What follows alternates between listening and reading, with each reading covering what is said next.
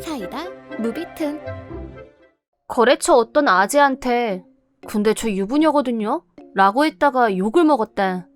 일단 이 아저씨 신상은 나보다 나이는 한 5살쯤 많아 보이고 스타일은 배 나오고 얼굴은 좋게 보려고 해도 절대 봐줄 만한 얼굴이 아니었다.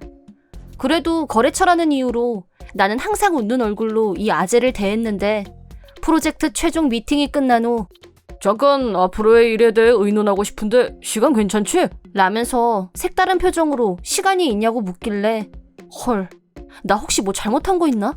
큰일 났다 라고 걱정하면서 아재가 가자고 하는 대로 카페에 따라갔다. 카페에 도착하자 아재는 커피 2잔이요 하고 마음대로 주문. 넌 뭐 먹을래? 라고 물었다. 나는 다른 건 관심 없고 이 아재가 무슨 말을 하고 싶은 건지 그거에만 온 신경이 다 가있던 터라 배 안 고프니까 됐다고 말했다. 근데 하실 말씀이... 라고 못 기다리고 물어봤다. 그러자 아재는 앞으로의 일에 대해서?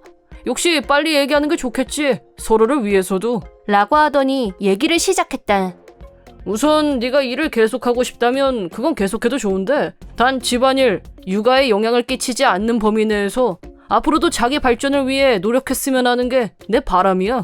그 말을 들었을 때는 우선 내가 뭘 잘못해서 클레임을 거는 게 아니었구나 하고 안심했다. 네, 앞으로도 열심히 하겠습니다. 하지만 아재의 다음 말부터 뭔가 초점이 어긋난 느낌을 확 받았고 이건 아닌데 하는 생각이 들기 시작했다.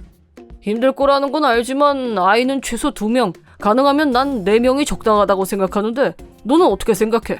네? 4명이요? 4명은 좀 힘들 것도 같은데. 2명까지는 저도 노력해볼 생각입니다. 그럼 생활비는 한 달에 100만 원 정도면 집안 살림 꾸릴 수 있겠어? 네? 뭐 100만 원이면 그럭저럭. 그거 듣던 중 반가운 소리네. 아참, 집세며 광열비는 동거 중인 우리 부모님이 지불할 거니까 신경 안 써도 돼. 아까부터 헐, 이건 뭐지? 하면서도 일단 대답을 계속하긴 했는데 이 부분에 와서는 뭐지? 완전 아닌데? 싶었다. 근데 지금 그 말씀은 좀... 내가 인간관계가 워낙 풍부하다 보니까 매주 술 모임에 가끔 몇 박으로 놀러도 가고 해야 되는데 난 절대 바람 피울 타입은 아니니까 나를 믿고 내조에 힘써줬으면 해. 라고 하는 말을 듣고 완전히 상황이 파악됐다. 네? 저기요, 잠깐만요! 라고 일단 정지를 외쳤지만 아재는 내 말 따위는 무시. 혼자서 계속 떠들면서 진도를 나갔다. 그럼 결혼식은 언제가 좋을까? 나는 결혼식은 역시 전통 결혼식이 최고라고 생각해. 그 편이 우리 부모님도 더 좋아하실 게 분명하고 허니문은 네 희망사항을 일단 먼저 들어는 볼게. 왜냐면 허니문 베이비를 가져야 되니까. 다른 건 몰라도 분위기는 좋은 대로 해야 되지 않겠어? 라고 희죽희죽 웃는데 밥만 없는 얼굴과 느끼한 말투. 저 아재가 지금 나가지고 무슨 상상을 하고 있는 건가 싶고 왕소름이 끼쳤다. 나는 이 아재의 폭주를 어서 막아야겠다는 생각으로 잠깐만요! 저 유부녀거든요? 라고 나도 모르게 절규가 터져나왔다. 순간 아재는 나를 경멸하는 눈빛으로 매섭게 노려보면서 딱 한마디 그래? 라고 하더니 그대로 횡하니 카페에서 나가버렸다. 계산서도 테이블에 그냥 두고 말이다. 나는 숨이 달아났다가 다시 붙은 기분이었지만 속이 니글거려서 죽을 것 같았다. 2번 다시 그 면상을 보고 싶지 않았지만 다음날 이 프로젝트가 아직 끝나지 않았다는 사실을 깨닫고 말았다. 다음날 출근하자마자 상사가 나를 호출했다. 아침부터 무슨 일인가 했더니 어제 그 아재가 카페에서 나와서 바로 내가 먼저 꼬셨다는 둥, 결혼했다는 말은 들은 적이 없었다는 둥, 우리 회사에 전화해서 나를 중상모략하면서 클레임을 걸어왔다는 거였다. 그런 여자하곤 다신 절대 같이 일하고 싶지 않으니까 프로젝트에서 나를 제외시키라는 말까지 했다면서 상사는 아예 내가 그 아재랑 불륜을 저질렀다고 믿고 있는 사람처럼 사정은 듣지도 않고 다짜고짜 화부터 냈다. 불륜이고 나발이고 미팅하러 가서 얼굴 본 게 다인데 어쩌라는 거냐고. 멤버들이 다 모여서 회식을 한 적은 있지만 자리는 멀찌감치 떨어져 있었다. 개인적으로 만난 적은 단 한 번도 없었고 그날 카페에 절대 따라가는 게 아니었는데 정말 천추의 한이었다. 상사가 내 말을 과연 믿어줄지 불안하기 짝이 없었지만 있는 그대로 솔직하게 다 털어놨다. 처음엔 노발대발하던 상사가 내 얘기를 다 듣고 나더니 제대로 양쪽 말을 들어보지도 않고 그쪽 말만 듣고 흥분해서 미안하다고 사과하셨대. 그러고 나서 상사가 그 거래처 담당자에게 다시 연락을 했는데 그 아재란 사람 자체가 원래 좀 문제 있는 사람이었다고 한다. 그런 이유로 다행히 아재 발언 외에 다른 증거가 없고 발언도 뒤죽박죽이라 상사들 선에서 분류는 아닌 것으로 결론이 내려졌대. 그리고 이건 그 거래처 상사가 했던 말이라는데 그 아재는 자기 거래처 담당이 남자면 계속 클레임을 걸어서 일이 아예 진행이 안 되게 만들기 때문에 매번 어쩔 수 없이 담당자를 여자로 선임해서 일을 해왔다고 한다. 그래서 이번 프로젝트도 우리 회사에서 담당자를 선정할 때 성별을 우선시했고 처음엔 우리 쪽 상사도 뭔가 이상하다고 생각했었는데 안건 자체의 조건은 나무랄 데가 없어서 흔쾌히 받아들였다고 한다. 그 얘기를 들은 후 그런 일이 있었으면 프로젝트를 시작하기 전에 먼저 말씀해 주셨으면 좋았을 텐데요. 라고 하자 상사는 나도 그게 그런 이유일 줄은 전혀 생각을 못했지. 아무튼 미안하게 됐어. 라면서 사과했다. 하지만 회사에서도 이번 일을 가볍게 넘기지 않고 두 번 다시 이런 일이 일어나지 않도록 하겠다고 약속했다. 그건 그렇고 문제 있는 사람이란 걸 알고 있었으면 그냥 둘 게 아니라 진즉에 해고든 징계든 했어야 되지 않나? 최소 남자들만 있는 부서에 짱 박아놓고 나 같은 피해자가 생기지 않게 예방조치를 했어야 맞는 게 아닌가 하는 생각이 들었다.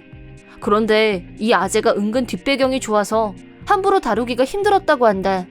그런 와중에도 프로젝트는 진행됐다. 나는 그 아재를 또 만나야 한다는 생각에 뒷목이 뻐근할 지경이었지만 한 달 동안 진행된 프로젝트 기간 내내 아재는 한 번도 얼굴을 내밀지 않았다.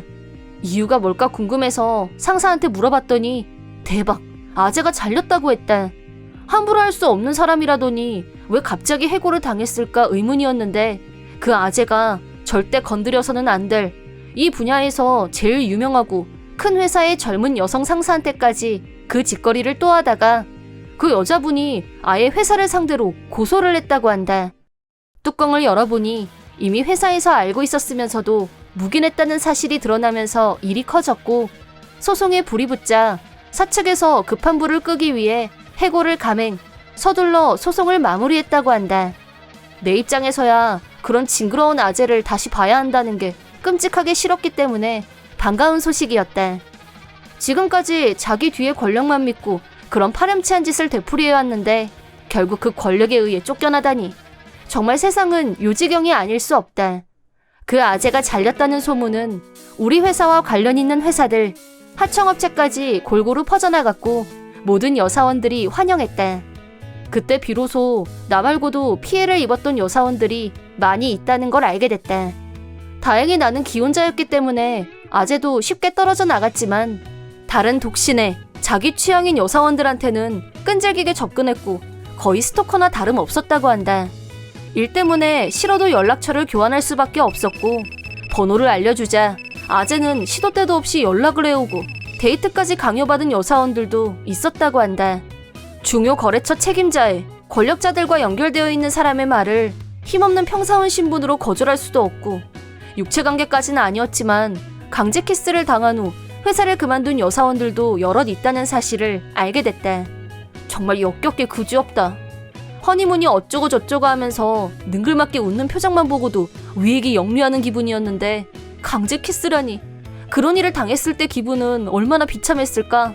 피해를 입은 사례들이 수도 없이 많은 가운데 아재가 해고가 됐다는 사실을 알게 된 순간 성추행 피해를 입은 여사원들이 집단으로 아재를 상대로 소송을 준비했다. 나와는 다르게 실제로 강제 키스라던가 강압적인 데이트에 끌려다니는 등의 피해를 입은 여사원들이 다수 존재하는 이상 결국 그 아재는 엄청난 보상금을 청구받게 되겠지만 인간 말종에게 딱 어울리는 서사의 완성이 아닌가 싶다. 이번 영상은 어떠셨나요? 재밌게 보셨다면 구독, 좋아요에 댓글까지 달아주시면 감사하겠습니다. 그럼 다음 영상에서 만나요.